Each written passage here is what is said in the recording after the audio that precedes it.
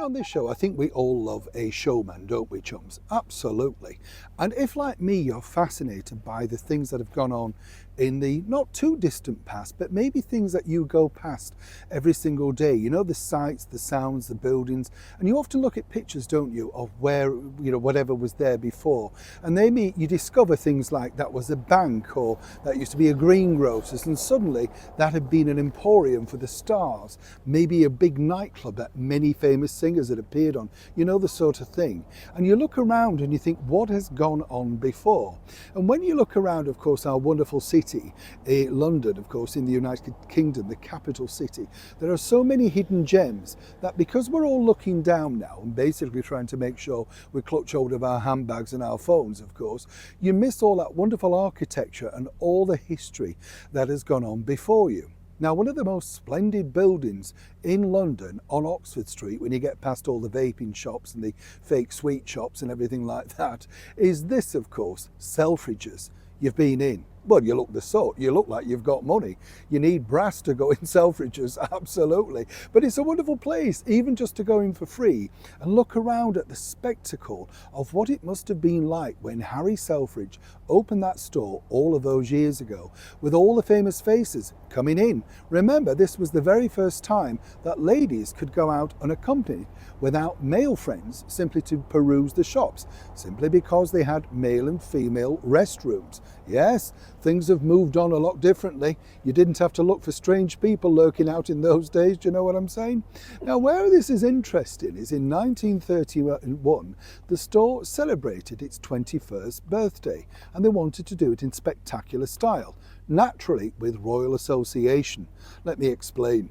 Morning, good to see you, chums. Thank you so much as ever for your time today. It is always lovely to share these heart-warming stories with you because there's so much negativity in the world and, all the other stuff we all enjoy, but sometimes it's nice to take your foot off the pedal and look at some of the more splendid stories. When you think about Selfridges, as I said, when I first came to London, I went in there, couldn't believe it. Oh, we haven't done a wave, have we? Couldn't believe it, chums. It was so expensive, but, coming from the north of England, all the designer clothes, everything absolutely marvellous. And you think, wow, you need some money to shop in here. And boy, did you.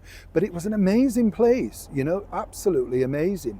Of course, when you look above and you look at all the architecture and how splendid that store was, you can understand what a driven person Harry Selfridge was. So much so, that in order to curry favour with the big cheeses of the London Council at the day, he offered to pay for a direct tunnel from Bond Street underground, a very special tube stop underground, to get off and shop in Selfridges.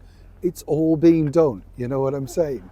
Now, in 1931, this particular splendid ornate clock, which still stands outside the store today, overlooking all those wonderful shoppers coming in and out of the store, was unveiled. And it was designed in bronze, over 11 feet tall, by Gilbert Bays. And what was interesting about this was it created a big buzz. Once again, Harry Selfridge had come up with many different things, but his past was now catching up very much with him. And the idea really was to have the clock launched by none other than a senior member of the British monarchy, ideally His Majesty the King, King George.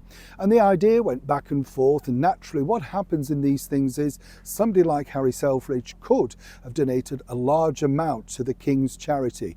You get how this works. Nothing has changed. It's always about money in the end, isn't it? It's all right for you, you've got it, I can see. Nobody clutching your purse now and not opening it. We've all seen in it from here. You're well off, absolutely. But the thing is, money genuinely talks, right? And this went back and forth to the palace. However, at the 11th hour, it was decided that this wouldn't necessarily be the right thing for His Majesty to be associated with, even though the royals had very openly shopped in and around the store itself, having many goods sent to them free gratis. Harry wasn't too happy. What was the problem? These two. The Dolly sisters. The Dolly sisters, of course, who had, shall we say, an on-off relationship with Harry Selfridge. And of course, they went on to sort of semi-famous sort of things with movies over in Hollywood, even for a while co-starring with the Hollywood hunk John Payne. But here's where it gets interesting, and this is where, would this really matter today? Love your opinion on this.